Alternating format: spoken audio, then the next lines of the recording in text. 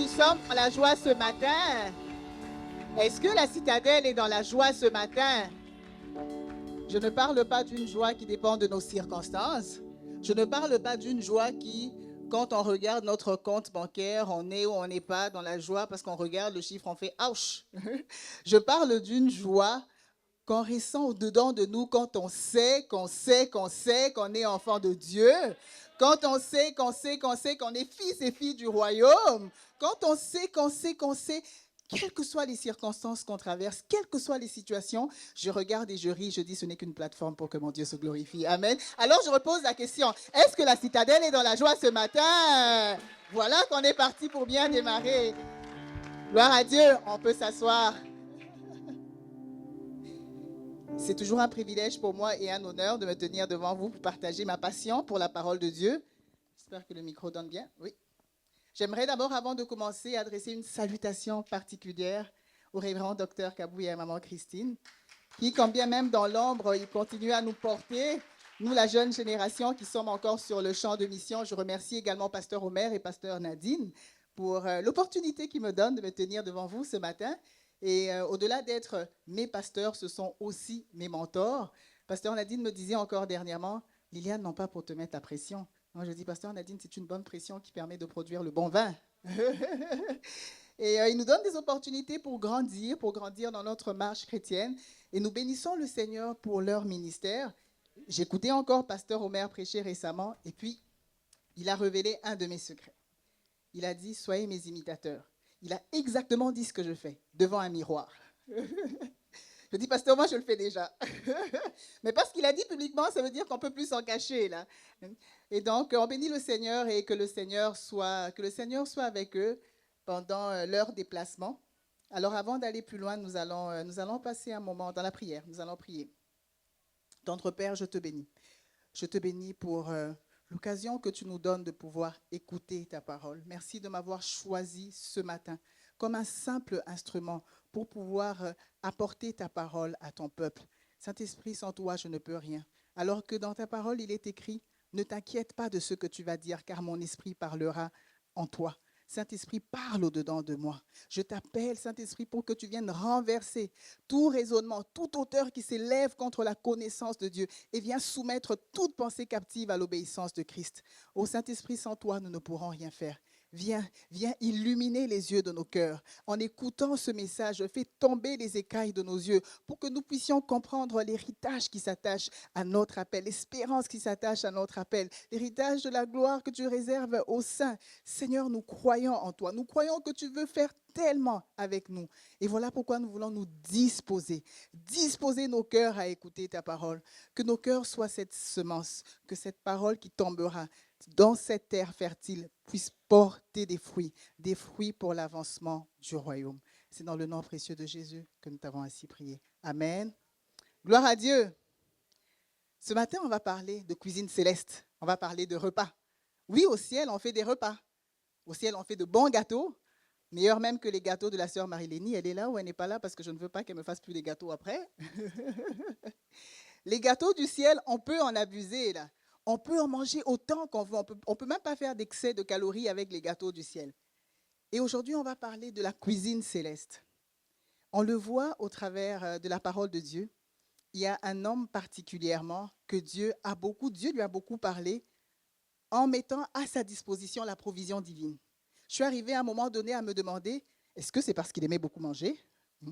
Parce que Dieu, voyez-vous, Dieu nous parle dans un langage que nous comprenons mieux. Et quand je parle de gâteau, ceux qui sont quand même dans la foi depuis plusieurs années comprennent que je parle du prophète Élie. Aujourd'hui, nous allons parler du prophète Élie. Et quand on va parler de juste une étape de la vie du prophète Élie, où nous allons pouvoir nous reconnaître dans cette étape de sa vie. Parce qu'il est arrivé, et j'aimerais d'abord commencer par poser une question. Il vous est déjà arrivé à un moment de votre vie où vous dites, je n'en peux plus, c'en est trop. Pour ceux qui aiment s'exclamer en anglais, là, it's really too much, I can't anymore.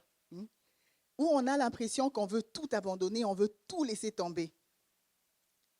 Et ce matin, je suis venue nous rassurer en disant que même aux géants dans la foi, même aux héros dans la foi, il est arrivé à un moment donné Ou ils sont arrivés à ce moment où ils ont dit, non Seigneur, c'est l'explosion, je n'en peux plus. Et on le voit dans la vie du prophète Élie. Et ce que j'aime avec la parole de Dieu, oh, que moi j'aime la parole de Dieu, là, la parole de Dieu vient nous présenter aussi la réalité humaine.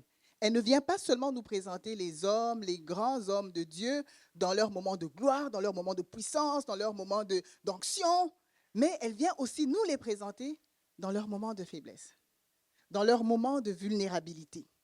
Et ce qui vient nous rassurer et qui vient nous dire que si j'ai eu un moment où j'ai dit Seigneur, je n'en peux plus, là, ça ne veut pas dire que je ne suis pas enfant de Dieu. Alors, je nous invite à ouvrir nos Bibles. Nous allons lire la parole de Dieu. Nous allons lire dans 1 Roi 19, du verset 1 au verset 15. Pour ceux qui aiment écrire le titre du message de ce matin, c'est Dieu écrit droit sur des lignes brisées. 1 Roi, chapitre 19, versets 1 à 15. Je lis au nom du Seigneur.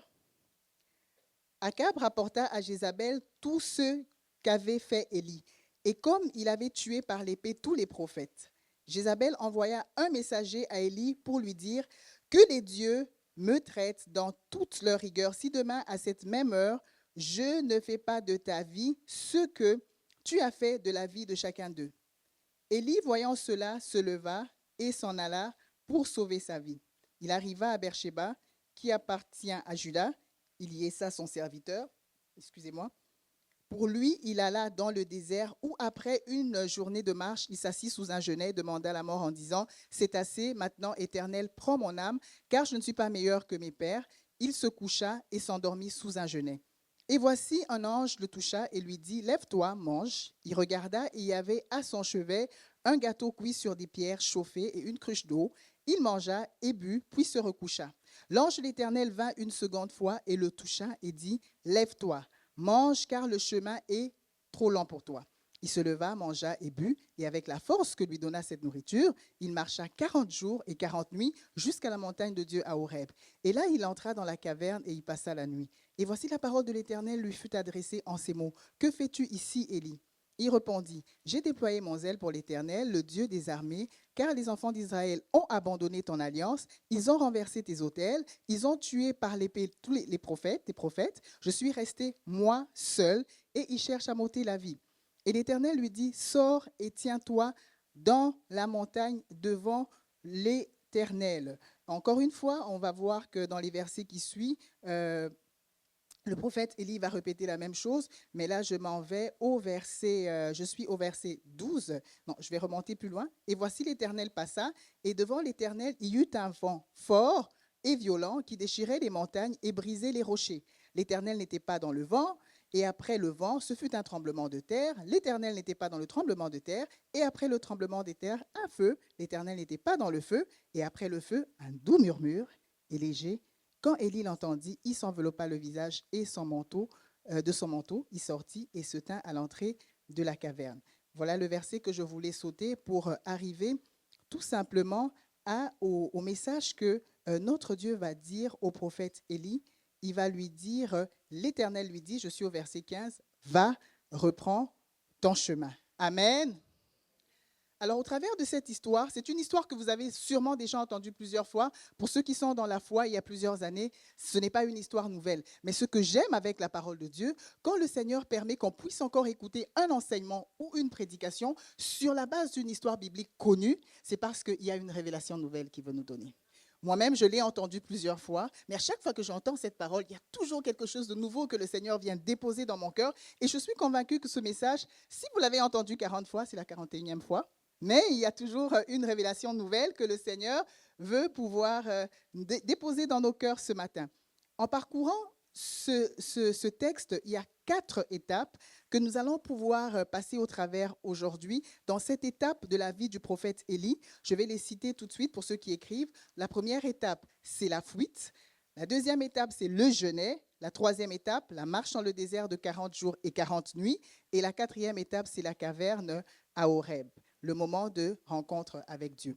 Commençons tout de suite avec la première étape qui est la fuite. Mais avant de parler des caractéristiques du prophète Élie, pendant cette étape, cette séquence, laissez-moi d'abord nous rappeler qui est le prophète Élie.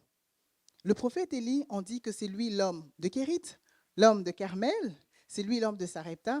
C'est un homme que Dieu a puissamment utilisé.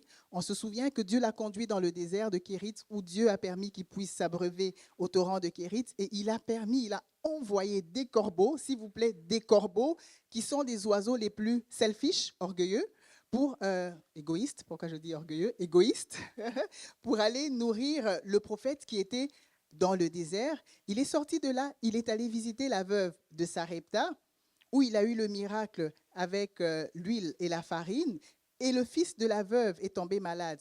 Il est mort et le prophète Élie a prié pour cet enfant. On parle de la résurrection du fils de la veuve de Sarepta par la prière du prophète Élie. C'est encore lui, quand il a quitté, là, il est allé au mont Carmel. Quand il est allé au mont Carmel, vous vous souvenez de l'épisode où il est allé mettre au défi les prophètes de Baal, et il leur a dit, invoquez votre Dieu, prenez un taureau, invoquez votre Dieu. Le Dieu qui fera tomber le feu, c'est lui qui est le vrai Dieu. Il les a mis au défi, il se moquait d'eux en disant, criez plus fort, peut-être que comme ils sont Dieu, ils sont occupés, parlez plus fort.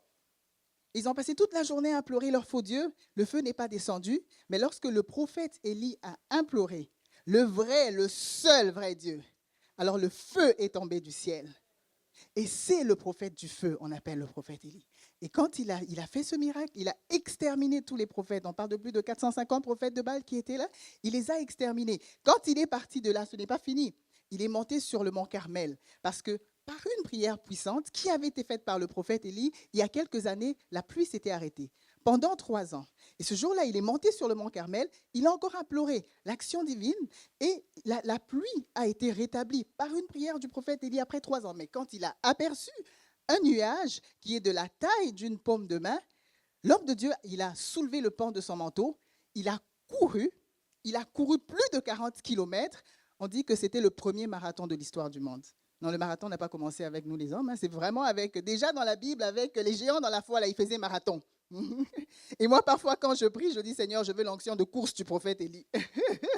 Je ne sais pas pour quel type d'onction vous priez. Moi, je suis avec Dieu, là, j'ai des attentes très élevées. Je dis, Seigneur, je veux l'onction de course du prophète Élie, parce qu'il a couru pendant 40 kilomètres du mont Carmel jusqu'à l'entrée de Jezreel, plus vite que le char du roi Akab. Et on parle d'un roi, là. Il n'avait pas un char à peu près, là. Il avait sûrement les chars high-tech de l'époque. Mais le prophète a été capable de courir plus vite que le char du roi. L'accélération divine. Nous servons un Dieu d'accélération, bien-aimé. Permets-moi de faire une pause et de déclarer sur ta vie une saison d'accélération. Y a-t-il un domaine dans ta vie qui piétine? Y a-t-il un domaine de ta vie où tu as l'impression que je suis en retard par rapport aux autres? Tu sers le Dieu de l'accélération divine et Dieu est capable de le faire dans ta vie. Je déclare une saison de restauration rapide des choses qui ont été volées par les sauterelles et notre Dieu est capable de le faire. Il le fera pour toi parce qu'il est le Dieu fidèle. Amen. Revenons au prophète Élie. Alors, on nous parle aussi du prophète qui a été emporté au ciel par un char de feu. Mais il est arrivé à un moment de sa vie, où une seule parole, la parole d'une femme. Frère, parfois, il ne faut pas que madame parle. Bon, ça, c'est un autre sujet. La sœur Maggie, la prochaine rencontre, elle va pouvoir le développer pour nous.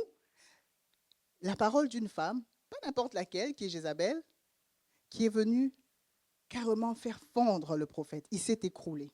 Il est allé s'abriter, il est allé se réfugier dans le désert. Et là, on parle de la fuite. Et la Bible le dit même parce qu'il a pris peur.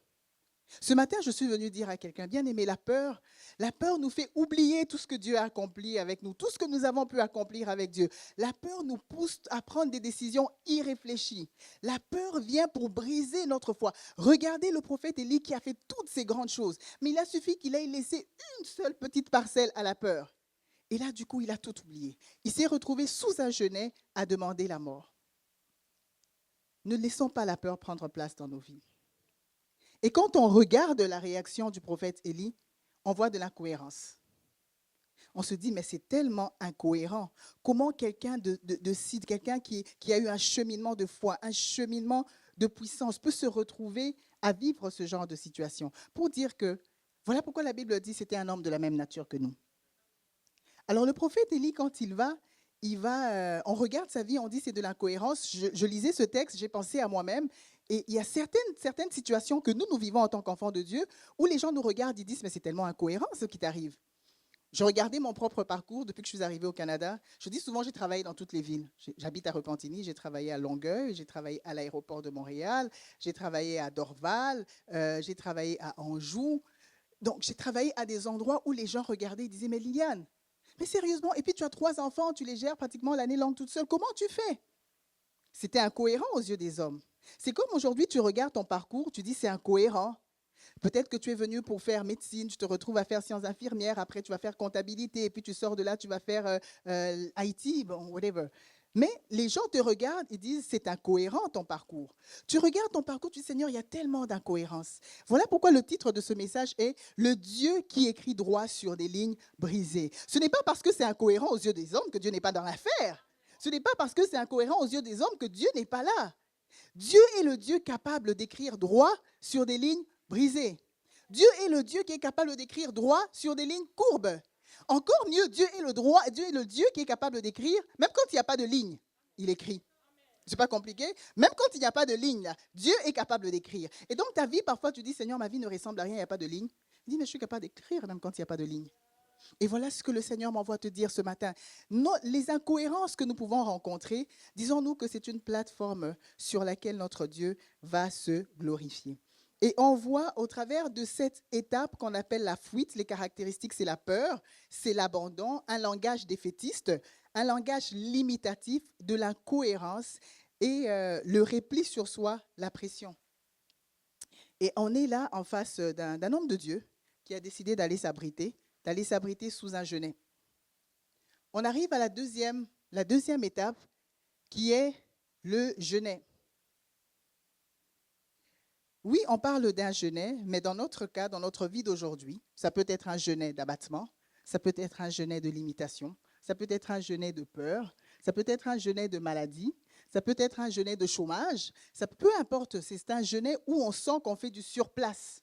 Et on voit le prophète qui va dans une situation où il fait du surplace parce qu'il a laissé la peur l'envahir. Pourtant, la parole de Dieu vient tellement nous encourager. Dieu nous dit, n'aie pas peur, je suis ton Dieu. Ne promène pas de regard inquiet, car je suis là. Et il dit, je te fortifie. Mais il ne s'arrête pas là. Il dit, je viens à ton secours. Parce que Dieu sait que parfois, il nous fortifie. Il dit, non, là, lui, je pense que ça prend que je vienne vraiment, que je descende à son secours.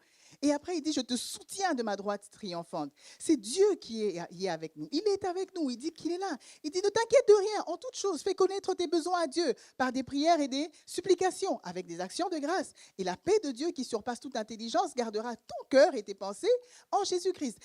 Notre cœur et nos pensées, qui sont le champ de bataille de l'ennemi. Oh, que le diable aime jouer yo-yo avec nos cœurs et nos pensées. Et la Bible nous dit, n'aie pas peur. Parle simplement à Dieu. Et c'est important de préserver nos peurs dans des moments d'abattement, dans des moments... Parce que là, nous sommes rendus au mois d'août. Là, il y a des gens qui regardent leur année et qui se disent, Seigneur, est-ce que l'année des choses glorieuses, c'est vraiment pour moi? Mais le Seigneur dit, oui, cette année des choses glorieuses, c'est pour toi. Laisse pas juste la peur, ce genêt de peur, d'inquiétude t'envahir. Et il dit, il est là. Il est avec toi dans cette situation. Le prophète Élie se retrouve sous un genêt. Caractéristique de ce genêt, on voit qu'il y a les larmes, l'abattement, le premier sommeil qui résulte de la fatigue, le repos, la stagnation, un deuxième sommeil qui est plus réparateur, le piège du confort du genêt. Qu'est-ce qui vient ressortir lorsqu'il quitte le mont Carmel et il décide d'aller se cacher sous un genêt? Il va même jusqu'à demander la mort. Là, nous avons lu dans la parole de Dieu. Je dis, heureusement que Dieu n'exauce pas toutes nos prières. Heureusement.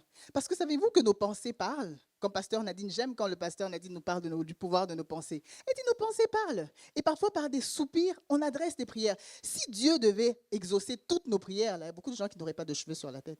Parce que parfois, on a des prières irréalistes, on a de ces prières où, et on entend le prophète Élie qui demande la mort. Mais heureusement, parce que parfois, quand on demande des choses, on dit, Seigneur, pourquoi tu n'exauces pas? Mais Dieu regarde, il dit, si je pouvais exaucer toutes tes prières, mais Dieu sait ce qui est mieux pour nous. Amen. Dieu sait ce qui est bien pour toi. Amen. Et on voit que ce qui vient nous enseigner dans cette séquence, c'est que Dieu est capable de nous localiser. Dieu est capable de nous géolocaliser. Le prophète Élie pensait que, non, là, je vais me cacher. Je fuis loin de tous. Sans même demander à Dieu où aller. Mais Dieu, dans son immense bonté, Dieu le localise et Dieu descend pour le visiter. Il envoie un ange. Dieu est capable de te localiser. Tu te caches peut-être sous ton beau maquillage, sous ton beau vêtement du dimanche qu'on aime voir, mais on sait qu'au-dedans de toi, tu vis sous un genêt que personne ne voit, mais Dieu sait que tu vis sous un genêt. Et Dieu vient, il envoie un ange pour visiter le prophète. Et ce que j'aime avec la parole de Dieu, oh, moi j'aime la parole de Dieu, j'aime la thérapie divine, j'aime la façon de procéder de Dieu. Quand Dieu vient te visiter, il vient, non pas pour dire, mais mon gars, là, tu as oublié tout ce qu'on vient de faire au Mont Carmel? Non. Dieu vient le voir, il envoie un ange, bien entendu, avec un pain et de l'eau. Quel Dieu amour, quelle méthode douce. Il vient le voir avec un pain, il dit, je ne viens pas pour te juger, je ne viens pas pour te poser des questions, je ne viens pas pour te culpabiliser, je ne viens pas pour te dire, hé, tu es en train de douter de moi là. Mais en ce moment, à cette étape de ta vie, ce dont tu as besoin, toi, c'est d'abord de manger.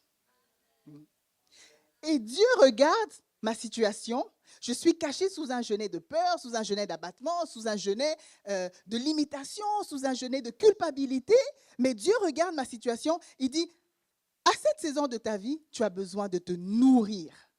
Tu as besoin de te nourrir de la parole de Dieu. Et quand l'ange vient le visiter avec un pain, avec de l'eau, le pain qui est symbole de la parole de Dieu et l'eau qui est symbole de la présence du Saint-Esprit. Il lui dit, quand tu traverses une situation difficile, ce que tu dois faire, c'est te nourrir de la parole de Dieu. Alors l'ange lui donne ce repas et on voit que le prophète qui aime beaucoup manger, il aime ça manger, le prophète Élie, et puis il s'endort. Il s'endort encore. Non, mais Dieu est tellement plein d'attention, il est plein de délicatesse. Et puis Dieu ne veut pas nécessairement nous imposer un joug insupportable. Il ne veut pas non plus nous pousser sur un point de rupture morale et physique. Mais il dit, OK, je te laisse dormir, tu as besoin de dormir. Mais après un moment, on voit que l'ange le réveille encore. L'ange le réveille. Et ce que j'aime avec le genêt, une autre chose que je découvre quand je parcours cette histoire à cette étape de genêt, c'est que quelle que soit la fatigue qu'on traverse, quelle que soit la situation où tu regardes et tu te dis, Seigneur, je n'en peux plus, Dieu a prévu un jeûne pour toi. Il y a un lieu de repos. On verra que le jeûne, c'est un lieu de repos. Parce que Dieu vient, il te nourrit par sa parole, il te laisse te reposer. C'est un lieu de consolation. Dieu vient pour te consoler. Et puis le prophète Élie dort un premier sommeil qui est la fatigue, et puis il se réveille. L'ange le réveille. Parce que souvent, ce qui arrive dans notre vie d'enfant de Dieu, on va bientôt avoir une semaine de prière. Je viens à l'église, on a un premier culte, c'est bien. On a maintenant un deuxième culte, c'est formidable. On a un mercredi sans limite, c'est encore mieux. On a la formation métamorphose, c'est waouh. On a tellement d'occasions de pouvoir nous nourrir de la parole de Dieu. Mais souvent, quand on sort de là, et moi, c'était aussi mon erreur quand j'étais encore, je commençais mes pas dans la foi, il m'arrivait de penser que après une bonne prédication où je sens que Dieu a parlé de moi, vraiment, c'est une révélation. Voilà, je suis sortie du désert. Alléluia. Mais quand je reçois la révélation, je sors de là, je recommence ma vie. Je me dis, Dieu a dit, il a fait. C'est bon, il a réglé mon problème. Là. Bon, c'est bon, je recommence ma vie zen, zen, zen. Et j'oublie de demeurer dans la présence de Dieu. L'ange réveille le prophète Élie, il lui dit, là, mange encore. Même quand tu reçois une nourriture solide, là, où tu te dis, là vraiment Dieu a parlé de moi. Dieu a répondu. Il y a ce dossier d'immigration pour lequel je prie tellement longtemps. Dieu a répondu que là, ma réponse, là, je l'ai déjà, je la saisis par la foi.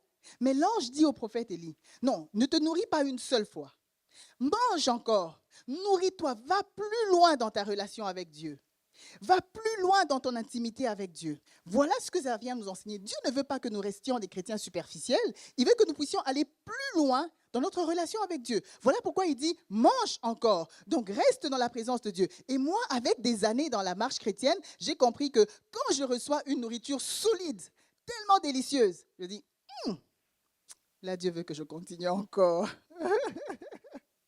Mais ça vient m'encourager, hein? Ça vient m'encourager. Je ne dis pas Alléluia, c'est fini, je sors, je me dis. Non, là, le Seigneur est en train de te dire, là, il vient te donner un avant-goût. Il dit, tu vois, je suis en train de travailler. Mais continue à prier, reste dans ma présence. Continue à élever des paroles vers moi. Continue à déclarer la parole de Dieu sur ta situation. Et voilà ce que le Seigneur veut faire pour nous. Et quand on parle du repos, une petite anecdote, je me souviens, vous savez, nous sommes bénis à la citadelle. Nous avons des hommes et des femmes qui servent le Seigneur, qui sont en communion avec le Seigneur et qui reçoivent des révélations de la part de notre Dieu. Alors une fois, une sœur, je ne citerai pas son nom, elle est venue me voir et m'a dit, « Sœur Liliane, Dieu m'a dit quelque chose pour toi. Il m'a dit que il va te faire entrer dans ta saison de repos. » Sur le moment, j'étais contente. Je dis, oui, c'est vrai, Dieu a dit que c'est ta saison. Il a entendu ta prière. Il va te faire entrer dans ta saison de repos. Alors, je suis sortie de là. Oui, devant elle, j'ai reçu la parole. J'arrive chez moi, je dis, oh, c'est quel repos? Je me questionne. Je dis, en tout cas, si c'est le repos éternel, là, Seigneur, ce n'est pas le moment. Hein? Je dis, Seigneur, si c'est le repos éternel, là, oh, j'ai encore tellement de choses à accomplir avec toi. Comme j'aime souvent dire aux soldats Méta, moi, là, ma nature divine, là, je dois la vivre d'abord ici sur terre avant d'aller au ciel. Je dis, Seigneur, non, tu as dit que nous sommes des dieux. Ce n'est pas moi qui le dis, c'est la Bible qui dit. Je dis, moi, là, je veux d'abord vivre ma nature divine ici sur terre. Donc, le repos céleste, ce n'est pas le moment. Mais après, j'écoute. Je dis, non, Dieu est vraiment le Dieu de repos. Puis je prie, je remercie le Seigneur, je prie sur cette parole que j'ai reçue. Et après quelques temps, je commence à voir qu'effectivement, Dieu commence à me faire entrer dans cette saison de repos. Je vous parlais de l'incohérence qu'il y a eu dans mon parcours où j'ai travaillé tellement loin de chez moi. Je me souviens, une fois, je travaillais à l'aéroport de Montréal. Il y avait la neige, j'ai fait 8 heures de route, comme si j'étais allée à Toronto. Aller 4 heures, retour 4 heures. Et ça, c'est juste le trajet sur la route, là, sans compter les 8 heures que je devais travailler. Mais là, Dieu a fait grâce. Et j'ai trouvé un emploi à 8 minutes de chez moi, où je peux me réveiller, juste 30 minutes, là. Hein? Je dis, Seigneur, c'est la saison de repos, c'est vrai. Non, Dieu est le Dieu il est le Dieu capable. Il sait qu'à un moment donné, il dit, Liliane, tu as besoin d'un jeûne de repos, je te le donne. Mais on poursuit la trajectoire avec le prophète Élie. Quand l'ange vient le voir une deuxième fois, l'ange lui dit, mon gars, tu as mangé, hein? Oui, c'était bon. Oui, je t'avais dit qu'au ciel, on a de la très bonne cuisine. Mais là, maintenant, là, il est temps que tu quittes le jeûne. Dieu comprend qu'à un moment de notre vie, qu'on s'arrête, il vient, il nous nourrit. Il dit cette parole que tu as reçue. Et l'ange le dit, hein, l'ange lui dit, le chemin sera long. Parce que cette nourriture-là que je t'ai donnée, c'est pour te fortifier pour la suite du chemin. On voit le prophète Élie il se met en marche. Il décide de se mettre en marche. Parce qu'il arrive que bien souvent, quand le Seigneur nous instruit de quitter une situation que nous traversons, où on fait du surplace, on a du mal à quitter. Pourquoi? Parce que le jeûner, ça devient parfois une douce prison. Ça devient un peu confortable. Parfois, il nous arrive, je ne sais pas s'il y a certaines personnes qui pleurent devant un miroir. Moi, il m'arrive de pleurer devant un miroir. Tu vas devant le miroir, tu pleures. En plus, tu aimes ça te regarder pleurer, tu pleures devant un miroir. Et puis, tu vas t'asseoir, tu médites. Tu reçois comme un regain d'énergie. Tu t'endors. Le matin, tu sors, tu vas travailler. Le soir, quand tu reviens devant le miroir, Seigneur, vraiment, ma situation. La même chose. Tu lis la parole de Dieu avant de dormir, un regain de force. Tu t'endors. Le matin, tu reviens devant ce miroir. Oh, Seigneur. C'est un peu comme une routine, un confort. C'est comme si pleurer, là, c'est comme si ça te... Non, tu deviens confortable, tu deviens à l'aise. Et c'est là où l'ange dit, mon gars, tu commences à devenir trop à l'aise sous ce jeûne-là. Il est temps que tu quittes le jeûne. Il est temps que tu ailles plus loin. Parce qu'il y a une chose. Le jeûne, oui, c'est un lieu de repos. Oui, c'est un lieu de consolation. Mais ce n'est pas le lieu de révélation. Ce n'est pas sous ce jeûne de pleurs, d'abattement ou de limitation, ou le jeûne où tu dis, Seigneur, est-ce que je verrai une solution à mon problème? Ce n'est pas là que Dieu va se révéler à toi. Dieu t'attend plus loin. Amen. Dieu te veut plus loin. Et on le voit dans le cas du prophète Élie. Il dit, oui, là, il est temps que tu te mettes en marche. Alors, on arrive à cette séquence qu'on appelle la marche dans le désert. Quand on arrive dans la marche dans le désert, qui a duré 40 jours et 40 nuits. Caractéristique de cette étape, l'absence de consultation de Dieu, la tergiversation. Quand le prophète Élie se décide de se mettre en marche, oui, l'ange ne lui a pas dit où partir. L'ange lui a dit, quitte le jeûne. C'est comme dans bien des cas, on reçoit une parole, on dit, Seigneur, c'est ta volonté, mais est-ce que tu as pris le temps de consulter Dieu? Est-ce que tu as pris le temps de demander à Dieu, Seigneur, je veux tes stratégies, je veux ton approche, dis-moi comment je vais faire, dis-moi le ABC, je ne veux pas y aller de n'importe comment. Mais le prophète Élie, il se met en marche, il ne consulte pas Dieu, mais il décide de se diriger vers le mont Horeb. Bien souvent, quand nous recevons une parole où le Seigneur dit, il te donne des actions, tu sens qu'il dépose une conviction forte dans ton cœur, parce qu'il veut que tu le consultes encore. Là. Il veut que tu lui demandes la méthode. Il dit non, ne te limite pas simplement à dire, ok, j'ai entendu, maintenant, ok, je fais comme je veux, comme je pense. Il dit non, demande-moi. Le prophète Élie ne pose pas la question, mais il se met en marche. Alors, on voit qu'il va faire 40 jours et 40 nuits dans le désert.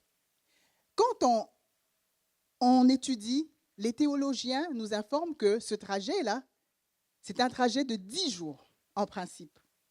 Moi, je méditais sur ça, et ça m'a fait repenser au trajet que les enfants d'Israël ont fait dans le désert. 40 années pour un trajet de 40 jours. Et on connaît toutes les blagues qui se racontent sur Moïse, pourquoi les enfants d'Israël sont restés 40 jours, parce que Moïse ne voulait pas poser la question, il ne voulait pas demander à qui connaissait la route, parce que lui ne connaissait pas, mais il était un leader qui voulait faire semblant qu'il connaissait. On connaît toutes les blagues qu'on raconte. Moi, j'aime beaucoup, je ris quand j'écoute ces blagues sur la durée de 40 années dans le désert. Mais oui, c'est symbolique. 40 jours, 40 années, c'est la durée de l'épreuve. C'est à une valeur symbolique en théologie. Mais moi, quand je regardais, j'analysais, j'étudiais, et Dieu a déposé dans mon cœur une pensée en disant, Liliane, ne penses-tu pas que ça veut dire que l'épreuve n'est pas pour durer dans ta vie? Un voyage de 40 jours, tu le fais en 40 années. Un trajet de 10 jours, le prophète le fait en 40 jours. Puis je regarde du Seigneur. Si c'est vrai que c'est vraiment des trajets si courts, est-ce que ça veut dire que l'épreuve n'est pas pour durer dans ma vie? Je suis venue te dire, bien-aimé, l'épreuve n'est pas pour durer dans ta vie. La volonté de Dieu, ce n'est pas que tu restes dans une situation pénible qui t'accable, mais non, l'épreuve n'est pas. Mais qu'est-ce qui fait alors que nous restons 40 jours dans le désert? Est-ce qu'il n'y a pas un peu de nous là-dedans? Est-ce qu'il n'y a pas un peu de tergiversation? Parce que nous restons dans nos pensées, nous restons dans nos raisonnements. Non, on a dit qu'ici au Canada, ce genre d'emploi, ce n'est pas pour les immigrants. Mais non, on n'a jamais fait ça de cette façon. Où on reste très carré. Parce que nous, en fait, les hommes, on aime quand c'est droit. On aime rationaliser. On aime conjecturer. On aime ça que j'ai le contrôle sur ça. Là. Quand le contrôle m'échappe, je suis inconfortable. Mais ce qui arrive parfois que, questionne-toi, est-ce que ce n'est pas peut-être à cause de moi-même que je suis longtemps dans cette épreuve? Alors, la Bible ne nous dit pas qu'est-ce qui s'est passé pendant ces 40 jours, qu'est-ce qui s'est passé pendant ces 40 nuits. Mais je pense qu'à terme, Dieu veut tellement faire plus avec nous. Dieu veut tellement nous utiliser. Et je regardais encore quand l'ange dit au prophète Élie, quitte ce jeûne. Dieu ne veut pas qu'on reste dans une situation misérable ou d'abattement ou de pleurs ou de gémissement ou de manque. Parce qu'il dit qu'il veut nous utiliser à pleine capacité. Il veut que nous soyons ses témoins. Il veut que nous soyons les disciples du Christ. Il veut que nous allions gagner des âmes pour remplir cette salle. Gagner des âmes pour Christ. Et Dieu veut nous utiliser. Mais on voit le prophète qui est en train de tergiverser, il est en train de murmurer, maugréer. Il prend son temps dans le désert. Mais ce qui est bien, ce que j'aime avec la parole de Dieu, quelle que soit la durée de l'épreuve, le 41e jour, le 41e jour finit par arriver. Quelle que soit la durée de ton épreuve, il y a un 41e jour qui va se lever. Et ce 41e jour, c'est le moment où le prophète a face-à-face avec Dieu. Amen. Et voilà ce que Dieu veut pour nous. Je sais que rendu au mois d'août, on fait une rétrospection. On calcule. Il reste 4 mois. Ou 5 peut-être, pour ceux qui voient le verre à moitié plein. Il dit, il n'en reste plus beaucoup. Seigneur, est-ce que je vais vraiment réussir à y arriver? Mais le Seigneur dit, il y aura un 41e jour. Et c'est le moment parce que Dieu l'attendait à un point X. Dieu l'attendait au mont Horeb. Quand le prophète arrive, il arrive au mont Horeb. Et c'est important d'arriver à son 41e jour parce que, et là on réalise que on a perdu tellement de temps à essayer par nous-mêmes. Moi, quand je regarde la marche de 40 jours, je me dis, c'est parfois la situation de quelqu'un qui, tu as tellement essayé par toi-même. Tu n'as pas demandé à Jésus de venir dans ton bateau. Tu as essayé tout seul. Tu ne prends pas le temps avec Dieu. Mais Dieu qui est ton créateur, c'est lui qui connaît les plans qu'il a formés pour toi. Il veut tout simplement te dire, je veux te rendre les choses faciles. Tu n'auras pas à faire 40 jours dans le désert. Fais un partenariat avec moi. Comme Pasteur Nadine nous a dit le dimanche passé. Il faut faire un partenariat avec le Saint-Esprit. Et tu verras que les choses seront beaucoup plus concentrées, beaucoup plus, tu diras, droit au but. Tu perdras moins de temps. La marche dans le désert, il arrive finalement au point de rencontre avec Dieu. Et là, on parle de la caverne. La caverne au mont Horeb, c'est la 4e étape, le moment de rencontre avec Dieu. Quelles sont les caractéristiques de ce moment? Il y a le sommeil, il y a l'amertume, il y a la colère, il y a la sombre méditation, il y a l'égocentrisme, il y a des reproches et des jugements. Quand je regarde ça, je me dis, oui, effectivement, je comprends qu'est-ce qu'il a fait peut-être pendant 40 jours, comme il nous arrive aussi peut-être quand on est dans un moment où, au lieu de vraiment faire un partenariat avec Dieu, on est en train de murmurer, on est en train de continuer à entretenir la colère, on est en train de continuer à entretenir des reproches, et pendant tellement longtemps, alors que Dieu, tout ce qu'il demande, lui, c'est qu'on aille à un moment où on veut vraiment faire un face-à-face avec lui. Et finalement, quand on prend la décision de rechercher Dieu, quand on prend la décision de marcher avec Dieu, quand on prend la décision de consulter Dieu, alors on commence à voir la lueur, la lumière du jour. Au 41e jour, quand il rencontre Dieu, qu'est-ce qu'on entend? On écoute le prophète, je ne vais pas relire vu le temps qui nous reste. Le prophète, il a commencé à charger le peuple, à accuser tout le monde. Comme il nous arrive bien souvent, comme il m'arrive bien souvent, de dire, Seigneur, c'est mon mari. Seigneur, tu as vu, il m'a encore tourné le dos hier. Moi, demain, je vais tourner le dos. On accuse nos enfants. Seigneur, ils ne m'écoutent pas. Je le veux seulement leur bien, mais Seigneur, ils ne m'écoutent pas. On accuse notre employeur. Ah, il est raciste, lui, il prend des décisions, ce n'est pas équitable. On accuse parfois nos voisins. On accuse l'autre, on charge l'autre. Et c'est ça que le prophète a dit. Il a chargé. Mais la seule personne qui était correcte là-dedans, c'était lui-même. Encore un peu, il aurait chargé Dieu. Parce que ça nous arrive aussi. Parfois, encore un peu, là. On pense même que c'est Dieu, ce n'est pas nous. Et c'est ce que le prophète a fait. À ce lieu-là, je lisais encore les commentaires, on dit que c'est au même lieu où le prophète Moïse est venu prier en faveur, ou Moïse, excusez-moi, je dis prophète Élie, Moïse est venu prier en faveur du peuple. Il est venu pour un peuple qui était rétrograde, un peuple qui se rebellait, un peuple qui ne faisait pas de bonnes choses également, mais Moïse a prié pour le peuple. Mais au même lieu, au mont Horeb, on voit le prophète Élie qui vient pour charger le peuple, pour accuser le peuple. En écoutant ça, je me suis rappelé de la prédication que nous avons eue dernièrement avec Pasteur Nadine qui nous a dit, en tant que chrétien, là, la bonne façon de prier pour ceux qui nous font du mal, pour ceux qui peut-être prennent des actions qui ne sont pas en notre faveur, c'est de dire, Seigneur, touche leur cœur. Seigneur, visite-les. Seigneur, viens toucher les cœurs. Toi seul peux toucher les cœurs. Mais ne pas d'aller vers Dieu et pour dire, Seigneur, tu vois, mon mari, là encore aujourd'hui, n'a pas porté la chemise que je voulais qu'il porte. Parce que Dieu, alors, Dieu l'entend parce que Dieu sait qu'à un moment donné, il faut qu'on vide son cœur. Ce qui fait que monsieur, à un moment donné, madame a besoin de vider son cœur. Madame, à un moment donné, monsieur a besoin de vider son cœur. Dieu écoute. Mais quand Dieu écoute, qu'est-ce que Dieu fait? Alors, je vous ai parlé du prophète Élie qui était habitué aux manifestations surnaturelles de la puissance de Dieu. Alors Dieu passe. On nous dit que Dieu passe. Il y avait quoi? Un vent violent, il y avait un feu, il y avait un tremblement de terre. Mais quand Élie a entendu tout ça, il s'est dit, voilà que Dieu s'en vient. Le Dieu du feu, il vient encore pour me justifier. Voilà qu'il est là, on va encore aller leur faire voir ce que Dieu est capable de faire. Mais ce jour-là, Dieu n'est pas dans le feu.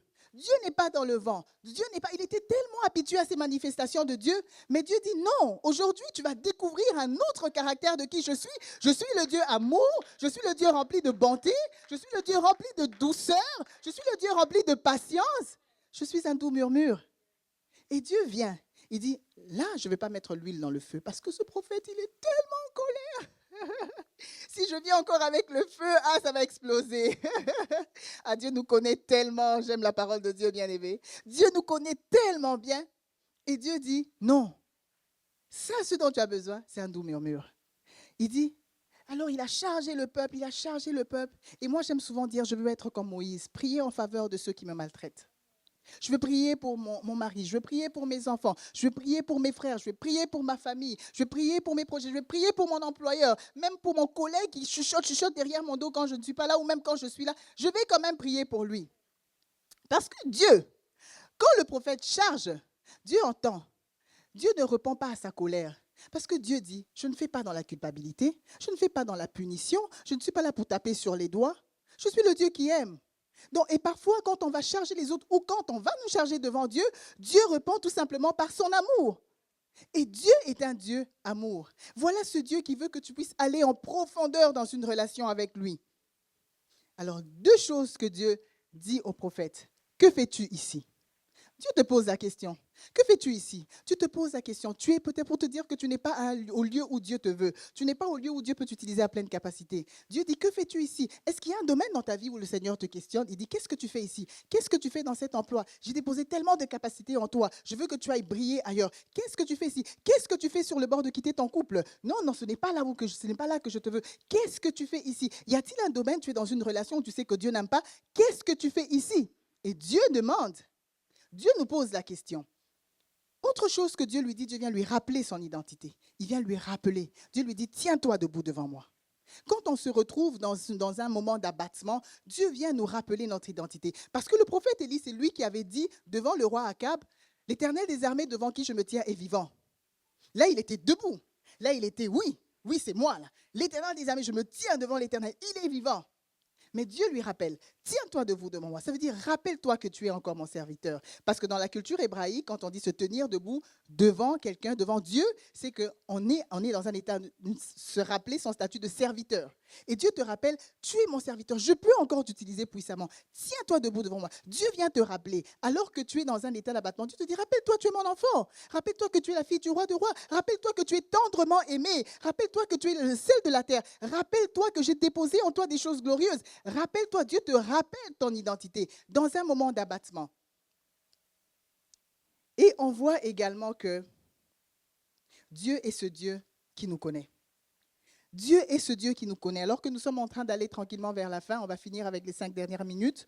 Juste une conclusion pour dire que Dieu n'est pas insensible à ce que tu traverses.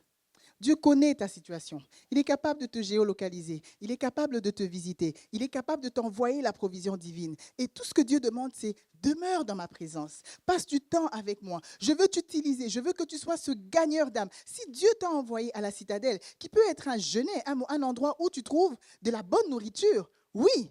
Mais Dieu veut aussi que tu deviennes celui qui va se lever, qui va quitter le genêt pour aller gagner des âmes pour Dieu. On aime ça être un genêt à la citadelle. Mais on veut plus pour toi. On ne veut pas simplement être un genêt. On veut que tu grandisses dans la parole de Dieu. Voilà pourquoi on a la formation métamorphose où on a l'habitude de dire à nos soldats de renouveler leur mentalité avec go, go, go, go. On aime ça, on passe de bons moments dans la formation métamorphose. Et Dieu veut tellement faire plus pour nous. Il connaît nos limites. Alors, il est le Dieu, et j'aime quand l'apôtre Paul il dit, aucune tentation ne nous est survenue qui n'a été humaine. Parce que Dieu qui est fidèle ne permettra pas une épreuve, une tentation, une épreuve qui soit au-delà de nos forces. Mais avec l'épreuve, il préparera le moyen de s'en sortir. Et pour que nous soyons capables de le supporter. Dieu est là pour étendre nos limites. Dieu veut élargir l'espace de notre tente. Et la seule chose qu'il nous demande ce matin, il dit quitte ce genêt. Il dit quitte la caverne. Je veux tellement plus pour toi. Je veux tellement t'utiliser pour la gloire de Dieu. Alors quitte cette caverne. Permettez-moi de finir, pendant qu'on est en train de finir avec la musique, j'aimerais finir par cette parabole des talents. Pour ceux qui sont dans la foi depuis plusieurs années, ils ont déjà entendu parler de cette parabole.